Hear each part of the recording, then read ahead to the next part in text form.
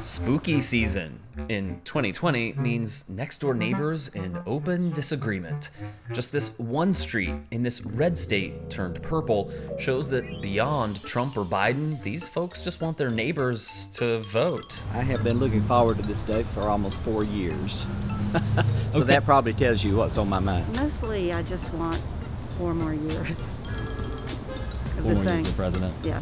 I am in Rome, Georgia. This is the town where my grandmother lives, and as I brought her to vote in person during early voting, I also wanted to ask other voters here what's on their mind, because this is a pretty purple town in a reliably red congressional district. So if Georgia is in fact a swing state this year, these would be the folks who would have the most insight.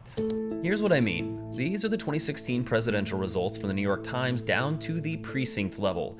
Clearly, Georgia is a pretty red state, with Atlanta being incredibly blue. This light red area with a speck of blue is Rome. President Trump had a closer win here, except one heavily black precinct, but overall, it was much more moderate in 2016 than the dark red areas around Rome. And that brings us back to today, when I asked these voters what issue is most driving their decision. Healthcare. What'd you say? Healthcare. A lot of people don't have that, do they? Right. A lot of people might lose it. I'm voting for law and order, and the way the country's going now, it's not looking great for our children. Burnings and tearing up the cities, no law and order. I think about education.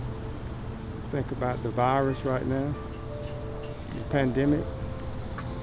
You know, worrying about a vaccine. Second Amendment. Second Amendment's very important to me. Sure. Economy's important too.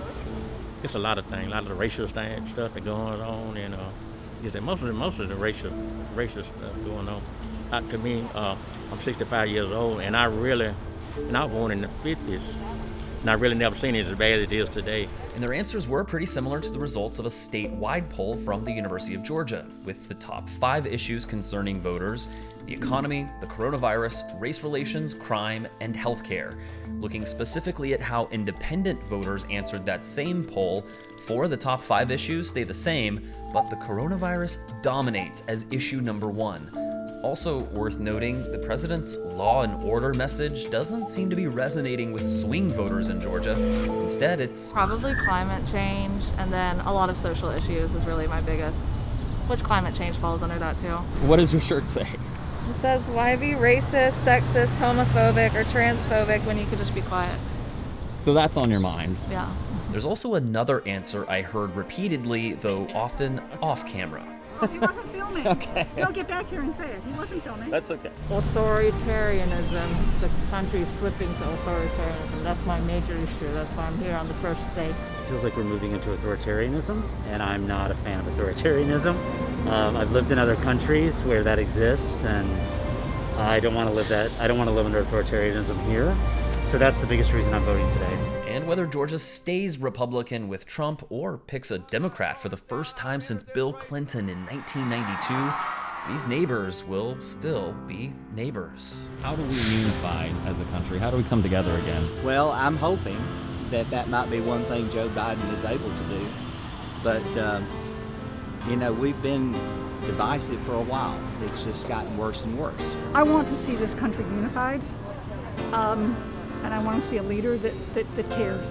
It's very important that everyone votes. I mean, regardless of what side you're on, get out here, make your statement, and we all need to be together regardless of how we choose to vote.